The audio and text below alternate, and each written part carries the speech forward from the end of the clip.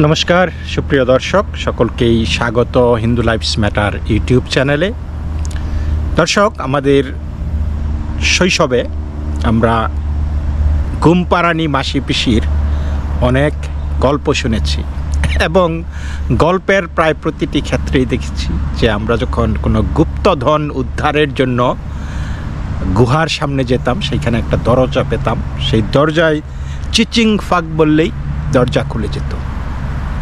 বা কোনো পাতালপুরীতে কোনো প্রাসাদের সামনে যেতাম, সেইখানে ছোট্ট দরজা দেখতাম, সেই দরজার সামনে চিচিং ফাঁক বলতাম, দরজা খুলে যেত। দারুণ দারুণ এরকম গল্প ছিল আমাদের শৈশবের। তো আজকের বাংলাদেশে সেই রকম চিচিং ফাঁকের গল্প আবিষ্কৃত হয়েছে। এখন বাংলাদেশে সেই চিচিং ফাঁক না বলে শুধু কোথাও আপনি ছাত্র বা সমন্বয়ক বললেই সেটা ওই চিচিং ফাঁকের কাজগুলি করে দেবে আর কি, অনায়াসে আপনার দাবি দাওয়া মিটে যাবে, সবাই আপনাকে আপনার ভয়ে ত্রস্ত থাকবে।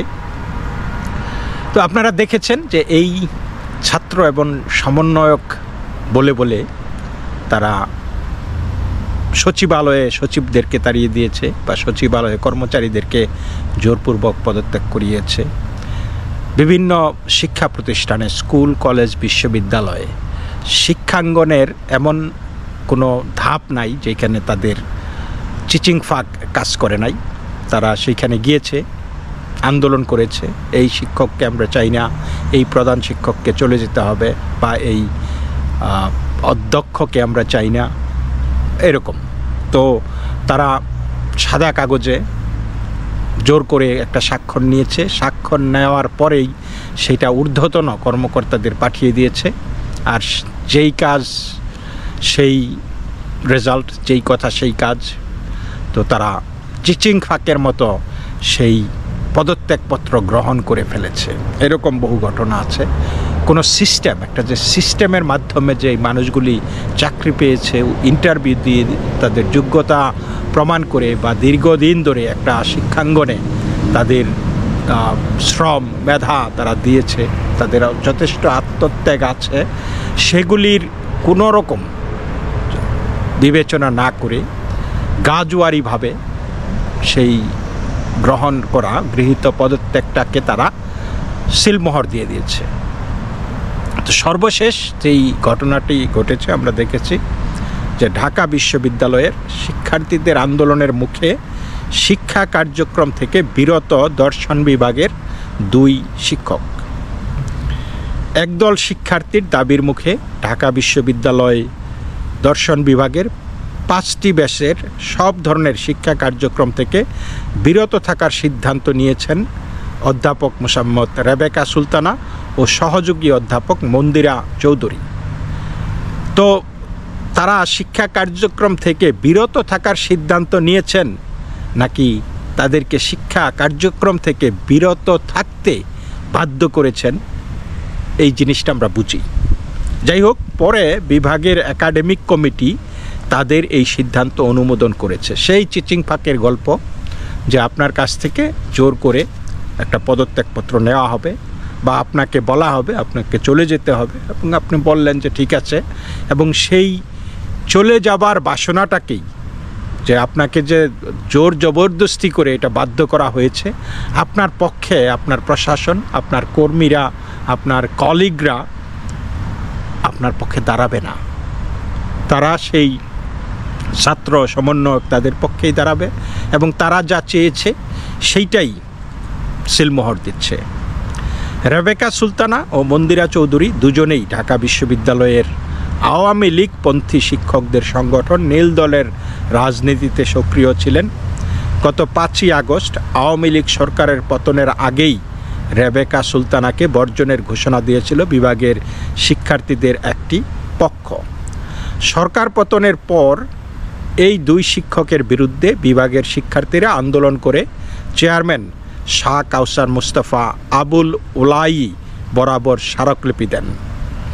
এমন প্রেক্ষাপটে রেবেকা সুলতানা ও মন্দিরা চৌধুরী দর্শন বিভাগের চলমান সব ব্যাচের অর্থাৎ 13 থেকে 17তম ব্যাচের শিক্ষা কার্যক্রম থেকে বিরত থাকার সিদ্ধান্ত নেন। গত 24শে সেপ্টেম্বর দর্শন বিভাগের একাডেমিক কমিটি তাদের দুজনের শিক্ষা কার্যক্রম থেকে বিরত থাকার বিষয়টি অনুমোদন করে। 26শে সেপ্টেম্বর এক বিজ্ঞপ্তিতে বিষয়টি জানান দর্শন বিভাগের প্রশাসনিক কর্মকর্তা ফাতেমা আক্তার। তো দর্শক, এই যে এই শিক্ষার্থীদের চাপের মুখে এই দুজন অধ্যাপক, তারা রেবেকা সুলতানা এবং মন্দিরা চৌধুরী বিরত থাকতে বাধ্য হয়েছেন, এটা কি খুব ভালো একটা মেসেজ দিচ্ছে যে আপনি জোর করে আপনি একজনকে চান না আর সে বাতিল হয়ে গেল? এটা একজন যেই শিক্ষিকার বা শিক্ষকের যেই নাগরিক অধিকার, যেই মৌলিক অধিকার, ব্যক্তিগত অধিকার, তার চাকরিস্থলের যেই নিরাপত্তা, যে সিকিউরিটি, জব সিকিউরিটি, এই জিনিসগুলির সাত পাঁচ না ভেবে তারা বলল যে তারা বিরত থাকতে চায়, আর একাডেমিক প্রশাসন সেটা মেনে নিল। তো এই বিষয়গুলি কি তারা বিশদভাবে খতিয়ে দেখেছে যে যদি তাদের বিরুদ্ধে অন্যায়ভাবে হুমকি ধামকি দেওয়া হয়, জোর জবরদস্তি করা হয়, সেই ক্ষেত্রে তো এই একাডেমিক প্রশাসন তাদের পক্ষে থাকা উচিত ছিল, তাই না? তারপরে এইখানে যেই একাডেমিক ফ্রিডম, আমরা জানি বিশ্ববিদ্যালয় একটা এমন একটা জায়গা যেখানে আপনার স্বাধীনভাবে পাঠদান বা স্বাধীন জ্ঞান চর্চার একটা মূল কেন্দ্র। আপনি এইখানে বিশ্ববিদ্যালয়ে কিন্তু আপনি সিলেবাসের বাইরেও আপনি যদি মনে করেন, আপনার একজন প্রফেসর যদি মনে করে যে না আমি এই জিনিসগুলি শিখাবো, they have the right to do that, because আপনার এইখানে জ্ঞান চর্চা হওয়া উচিত উন্মুক্ত। তো তারা আওয়ামী লীগ দল করলো, তারা কি হিন্দু নাকি মুসলমান, তারা কি কে কী করলো সেটা বিষয় নয়। হয়তো আপনি এই মুহূর্তে বলবেন যে ও আপনি এখন আওয়ামী লীগপন্থী শিক্ষকদেরকে ধরেছে এখন এই কথা বলছেন, আগে তো বলেন নাই, যেটা বলা হচ্ছে 15 বছর কোথায় ছিলেন।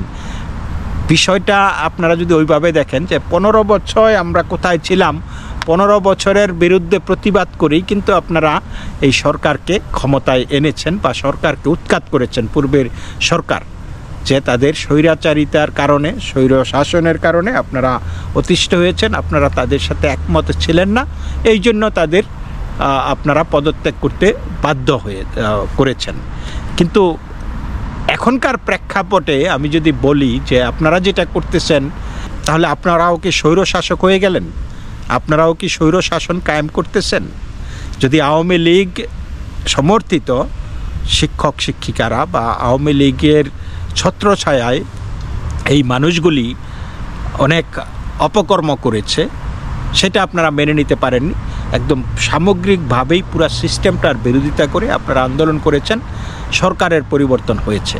কিন্তু এখন আপনারা এই জায়গায় বসে সরকারের একটা শক্তিশালী জায়গায় থেকে আপনারা যখন আবার এই আওয়ামী লীগ করার কারণে মানে উল্টা কাজগুলি করতেছেন, সেটা কি শোভা পায়? তাহলে আপনাদের এই আন্দোলনের যৌক্তিকতা কোথায়? যেই লাউ সেই কদু, তাই না? তারা যা ছিল আপনারাও সেইটাই, তারা যা করেছে আপনারাও তাই করছেন, বা তারা যা করতে চেয়েছিল আপনারাও সেটা করতে চাচ্ছেন। So what is the difference? তাহলে আমরা কেন স্বৈরতন্ত্রের কারণে আওয়ামী লীগকে দোষারোপ করব এবং আপনাদেরকে কোলে তুলে নেব, আপনাদেরকে সমর্থন করব? হোয়াই? এই জিনিসটা কি সেইভাবে আপনারা দেখতে পারেন না? তো যে যায় লঙ্কায় সেই হয় রাবণ।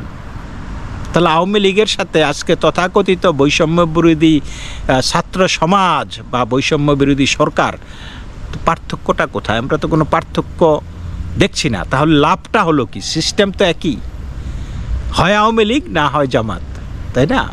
বা বিএনপি, যদিও বিএনপি এখন ছাগলের 3 নাম্বার বাচ্চার মতো, তাদের তেমন একটা সুবিধা হচ্ছে না, পুরা সিস্টেমটাকে জামাত দখল করে নিয়েছে এবং জামাতি প্রেসক্রিপশনেই পুরা সিস্টেমটা চলতেছে। তো এটা কি সঠিক? তো যাই হোক দর্শক, আপনারা কমেন্ট করে জানাবেন আপনারা কি ভাবছেন এই বিষয়টি নিয়ে। নমস্কার।